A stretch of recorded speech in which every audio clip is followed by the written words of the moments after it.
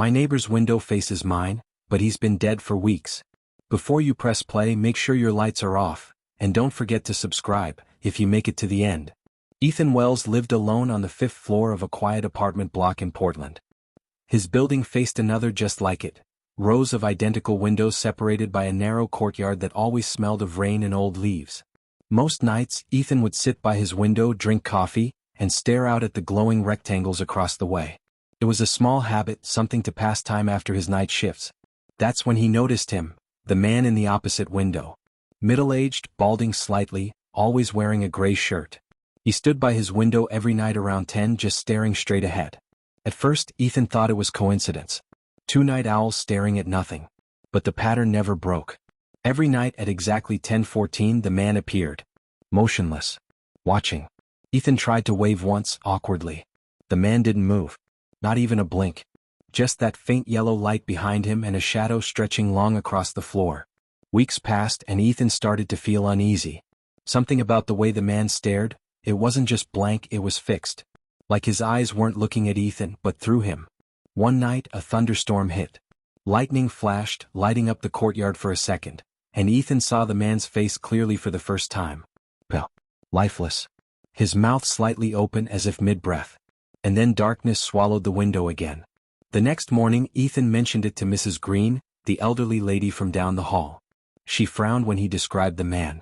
"That sounds like Mr. Dyer," she said quietly. "Yeah, apartment 5B right across from mine." Her face went pale. "Ethan, that's impossible. Mr. Dyer passed away 3 weeks ago. Heart attack. They moved his things out last Monday." Ethan froze. "No. I saw him last night. He was there." Mrs. Green shook her head. "Maybe you saw someone else. The apartment's been empty since the funeral." That night Ethan couldn't sleep. His window faced Mr. Dyer's, and even with the curtains drawn, he felt watched. Around 10 p.m., curiosity gnawed at him. He opened the blinds just a little. The light in Mr. Dyer's old apartment flicked on. Ethan's breath caught. There he was, standing in the same spot. Same gray shirt. Same dead stare. But now the head tilted slowly, like it had noticed him looking back. Ethan stumbled away from the window, heart racing. His phone slipped from his hand. He blinked once, twice, and when he looked again, the light across the courtyard was off. Total darkness. The following day he went downstairs to the building office. The manager, a tired man named Rick, frowned when Ethan asked about 5B. "No one's rented it yet. Power's supposed to be off in there." "Why?" Ethan swallowed hard. "Because someone's using the lights at night." Rick sighed. "All right, I'll check it tonight. Maybe a breaker issue." But Ethan didn't wait. That night, at exactly 10:14, he was already by the window, phone recording, lights off, watching. At first, nothing. Just the hum of the rain outside. Then, faintly, the lamp flickered to life. The figure appeared again, motionless. But this time, the reflection in the window wasn't just his own. Ethan could see movement behind him in his own room, a faint shape passing by. He spun around. No one there. When he looked back across the courtyard, the man in the opposite window was smiling. Ethan barely slept that night. Every sound in his apartment, the dripping faucet, the wind brushing the windows, felt louder, closer. His phone sat on the nightstand, screen still showing the shaky recording from earlier. The moment he hit play, the image froze his breath, the light flicking on, the figure appearing in the window, and then that eerie grin. He zoomed in. The man's eyes glowed faintly white under the reflection. But there was something else. Behind Ethan, a dark blur moving across the frame for a split second. Like a shadow caught between frames. The next morning he took his phone straight to the building manager, Rick. "I got it on video," Ethan said, pushing the phone toward him. "There's someone in that apartment." Rick sighed. "Power still disconnected in 5B. Look," he pulled out a keyring. "Let's check it out right now." The elevator creaked as they rode up. The hallway was silent except for the buzz of dim ceiling lights. When Rick unlocked 5B, the door groaned open with a low, tired moan. The air was stale, thick with dust and something metallic. "See," Rick said, flicking a switch. "Nothing. Power's out." The room was empty, just bare floors and faint outlines where furniture once stood. Ethan stepped closer to the window and looked across the courtyard. From here he could see his own apartment perfectly. That's when Rick pointed to the wall. "What's that?" There were handprints. Pale, dusty smudges pressed into the glass from the inside. Each one long, thin, slightly smeared, like someone had been trying to reach out. All right, enough, Rick muttered, locking up behind them. No one's here.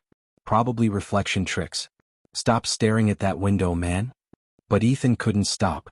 That night, curiosity turned into obsession. He set up his phone on the windowsill again, flashlight off, recording. He waited. 10:10, 10:11, 10:12. The courtyard was dead quiet. Then 10:14. The light in 5B flicked on, faint like candlelight. The figure appeared again, but this time Ethan realized something chilling.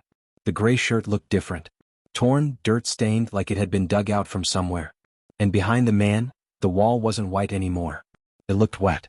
Dark patches ran down it like dripping shadows. Ethan's hands trembled as he hit record. Suddenly the lamp in his own room flickered, once, twice. Then the light went out completely. In the reflection of his blackened window, Ethan saw movement. Not across the courtyard. Inside his room. A silhouette standing right behind him. He turned slowly, heart pounding against his ribs. Nothing. Just the faint hum of electricity returning as the lamp steadied. He looked back out the window. The figure was gone. Shaking, he walked across the hall to Mrs. Green's apartment and knocked. It took her a while to answer, bundled in her robe. Ethan? You look like you've seen a ghost. He almost laughed at that. Almost. I think I have. Mrs. Green frowned, motioning him inside. Her apartment was filled with plants and ticking clocks. You said Mr. Dyer died of a heart attack, right? Ethan asked. She nodded. Poor man. Died right by that window, they said. Took them 2 days to find him. Ethan's chest tightened. By the window? Yes. He lived alone just like you. Never liked the curtains closed. Always staring out. That night Ethan decided to end it. He pulled his curtains shut, stacked boxes against the window, and left every light on. No more watching, no more strange reflections. But sometime around midnight his phone buzzed. A new notification from his own security camera app. Motion detected in living room, 12:02 a.m. Ethan froze. He didn't own any cameras. He opened the app. The thumbnail preview showed his apartment, dark except for the glow from his window. And standing right there in front of it was himself. Only this version wasn't moving. It was staring. Ethan's hands shook as he stared at his phone. The image on the screen didn't make sense. It was him, same shirt, same face, standing motionless in front of his own window. But his reflection wasn't supposed to be in another app from another angle. The timestamp blinked again, 12:02 a.m. He whispered to himself, this isn't real. The more he looked, the stranger it became.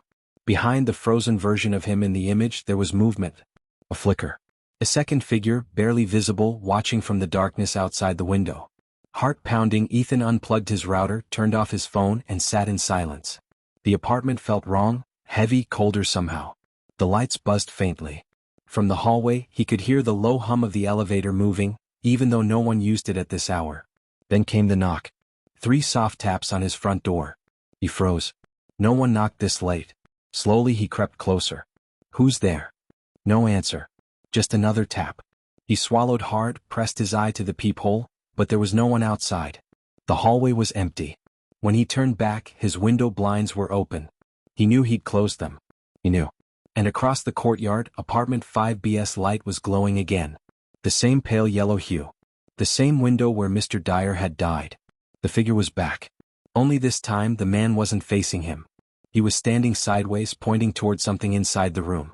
Ethan leaned forward, squinting through the glass, trying to see what it was. Then the man turned his head, and the light above Ethan's own window flickered. For a brief second, Ethan saw both reflections overlap. His and the dead man's, perfectly aligned. Like a mirror folding reality. The air in his room grew colder. The floorboards creaked softly behind him. He spun around, but nothing was there, only the faint reflection of himself in the window. Or maybe, not himself. The figure in the glass smiled faintly, half a second after Ethan moved. He stepped closer. The reflection didn't match. Its chest rose and fell slowly. Its eyes blinked on a delay. A whisper echoed behind the glass. His own voice, distorted, whispering, "Stop watching me." The window began to fog up, forming handprints from the other side. One after another. Ethan stumbled backward, tripping over the coffee table. His phone buzzed again, another notification. New camera added. 5B window feed active. Ethan's heart nearly stopped. He hadn't installed any cameras.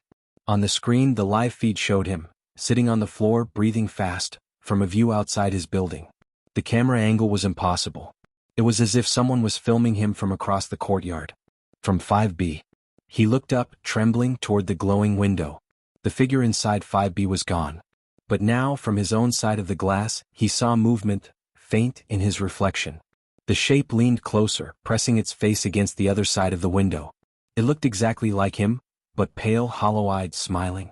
Ethan screamed and ran for the door, yanking it open. The hallway was empty, lights flickering. He bolted for the stairs, barefoot, heart hammering in his chest. Every sound echoed, the hum of the elevator, the rattle of the pipes, his own footsteps chasing him.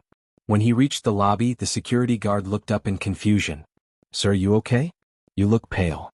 Ethan stammered, "There's someone in my apartment." "Someone?" The guard frowned. "You live in 5B, right?" Ethan froze. "No. I'm in 5A." The guard's brow furrowed. "But your lease says 5B. You moved in 2 weeks ago, after the last tenant passed." Ethan's mouth went dry. He turned slowly toward the reflection in the lobby glass doors, and there it was again. His reflection smiling, standing a few inches behind him. The doors opened on their own, a gust of cold air sweeping in. When the guard looked back up, Ethan was gone. Only the faint glow of the fifth-floor window remained, where two silhouettes now stood, side by side, staring out across the courtyard.